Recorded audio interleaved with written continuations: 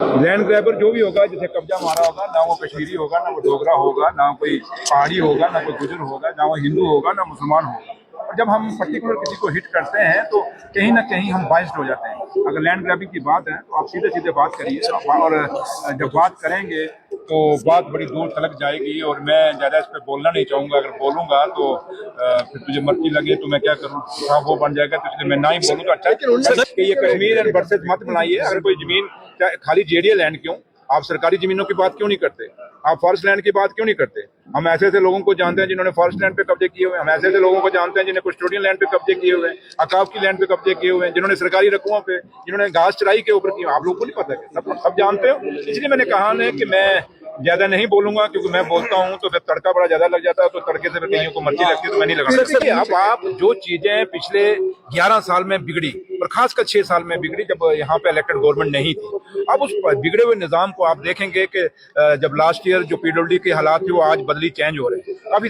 जैसे मेरे डिपार्टमेंट मेरे नीचे है, लेकिन मैं खुद मानता हूँ कि पहले उसमें काफी खामियां थी। लेकिन अब मैं भी अभी ये भी नहीं कहता कि मैं 100% ठीक हो गया, लेकिन टाइम लगेगा हर चीज में, चाहे वो माइनिंग थी, चाहे वो पीडब्ल्यूडी थी, चाहे वो इंडस्ट्री थी, हर चीज में सुधार। ऐसा ही है कि हर चीज को जो एक बिगड़ी हुई चीज हो उसको सुधारने में टाइम लगता है। अगर एक मकान भी आप 4 महीने बंद करके घर से चले जाओ तो जब 6 महीने बाद वापस खोलते हो तो साफ सफाई नहीं करते, कितनी डस्ट हो जाती है, कितने जाले लग जाते हैं। तो ये जाले लगे हुए थे, वो जाले हम झाड़ रहे हैं, ये धूल डाल रहे हैं। लेकिन इतना यकीन मानिए कि इस 5 साल में जम्मू कश्मीर जो जैसे पहले जम्मू कश्मीर हुआ करता था उसको वैसे अपने पैरों पर खड़ा करेंगे। लेकिन उम्मीद ये करेंगे कि इसमें हिंदुस्तान की सरकार जो जम्मू कश्मीर के लोगों की ख्वाब है कि स्टेट का दर्जा बहाल हो, वो ख्वाब पूरा करेंगे। इसमें खाली हमारा रोल नहीं है, इसमें सुनील जी का भी रोल है, बीजेपी के लोगों का भी रोल है, सारी पार्टियों का रोल है। और ये कोई कहे कि एक पार्टी जम्मू कश्मीर में हालात ठीक कर सकती नहीं है, इसलिए इल्जाम लगाने बड़े आसान है। लेकिन उन इल्जाम को ठीक कैसे किया जाए वो बड़ा मुश्किल होता है। लेकिन मैं एक चीज दावे से कहता हूँ, और आप लोगों को भी हमें तारीफ करनी चाहिए कि काफी सुधार हमने लाया है। बट हम ये नहीं कहते कि बड़ा कुछ सुधर गया, टाइम लगेगा। जैसे आप डेली वेजर रोज यहाँ कई लोग उनसे तमाशा कराते हैं, गरीब लोग हैं, जरूरतमंद लोग हैं, उनको नौकरियां चाहिए बेचारों की। कौन कहता है नहीं उनको रेगुलाइज, उनका हक बनता है, ये जायज हक है।